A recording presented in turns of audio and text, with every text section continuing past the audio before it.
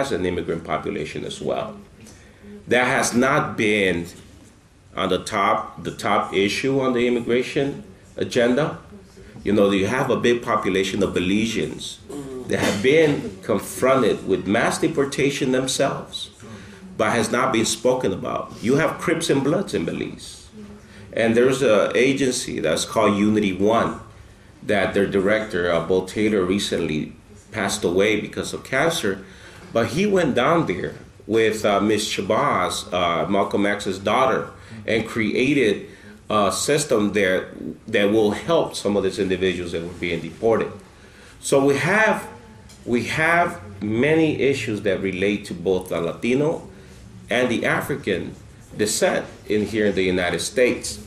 So the next question came, how do we, speaking in different communities or different conferences regarding the immigration movement, in conference where you have the biggest agencies talking about the immigration movement and how we should win it, and when the issue of criminalized immigrants was touched, it was like, we got to set that aside until we win legalization for everybody else. This is an issue that we can't touch. And this is the constituency that I deal with. I mean, the issue is not about defending gang members. The issue is not about harboring criminals.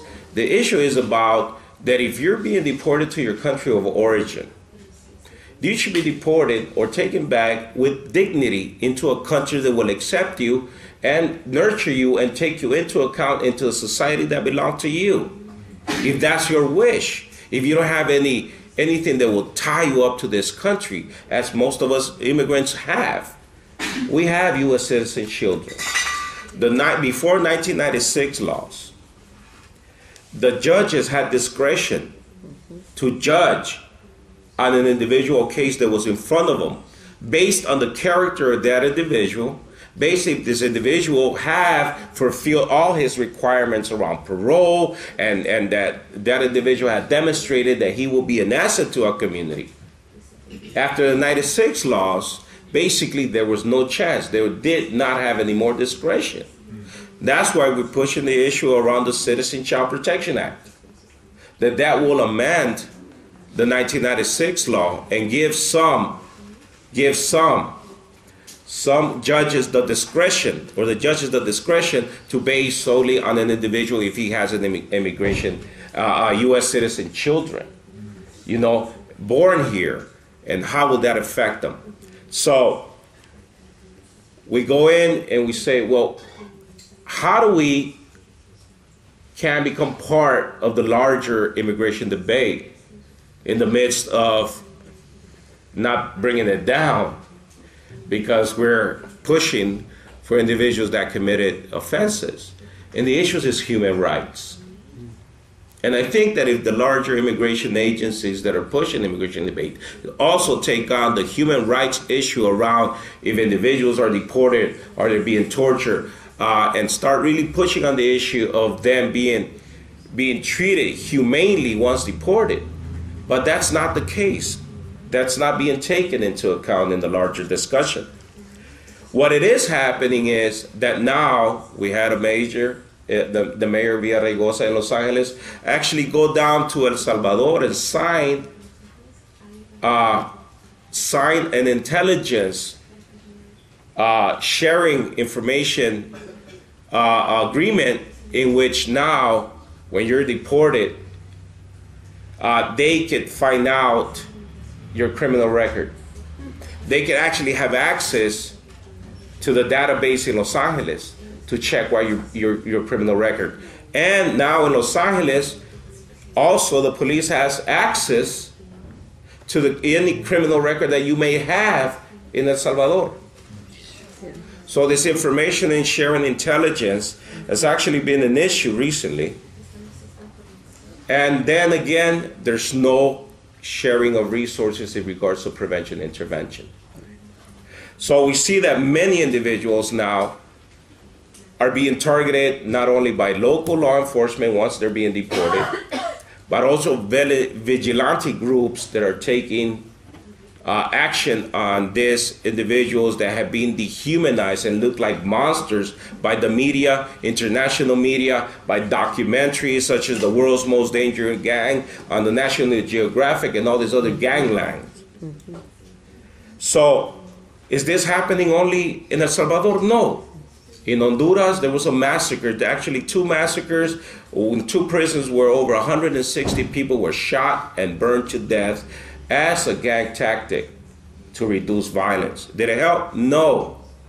The case worsened. In El Salvador, there's a Mano Dura initiative, the Hard Hand initiative that's been that the Manhattan Institute has been a consultant to. This is Rudy Giuliani's firm, to implement zero tolerance initiatives. It's called the Mano Dura. In Guatemala, it's the Plan Escoba.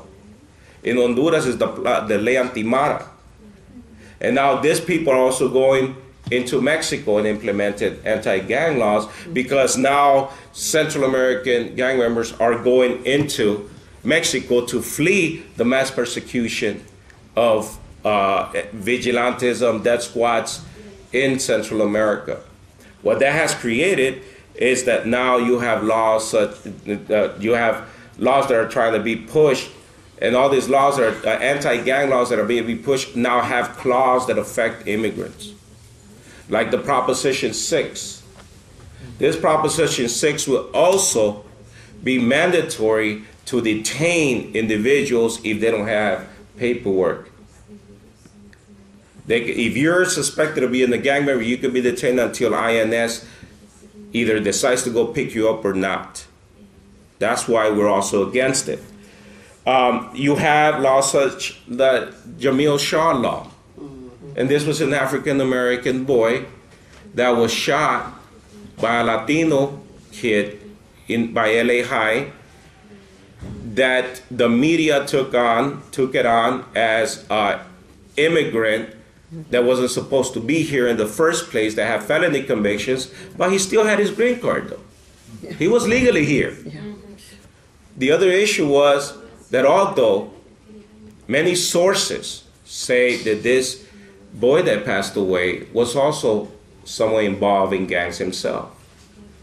Now hasn't been pushed in the media, but what we see is that there's been a big campaign behind it by the Minutemen pushing the agenda, the hate agenda against the immigrants, to push on this law.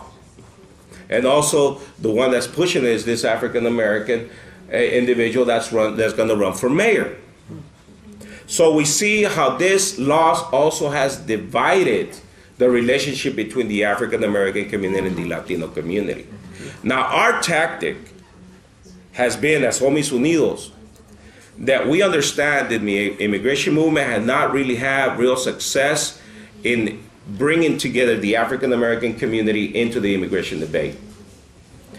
But through the gang intervention work that we've been doing, we've been meeting with the African-American gang intervention workers, and we've been bringing this information and creating this dialogue around and educating them about the issues, in which now we're creating some good solid relationship between the immigrant African and the Latino community around issues such as Prop 6, such as bringing them together to talk about the Belizean issue that they have never been invited into the discussion, and talking a larger scale, like with Families for Freedom in New York, with what's happening with the Haitian community. But not only that, we're talking to the Cambodian community and Long Beach about the issues of what Cambodia is going through. And now Vietnam, that in January this year signed a repatriation act,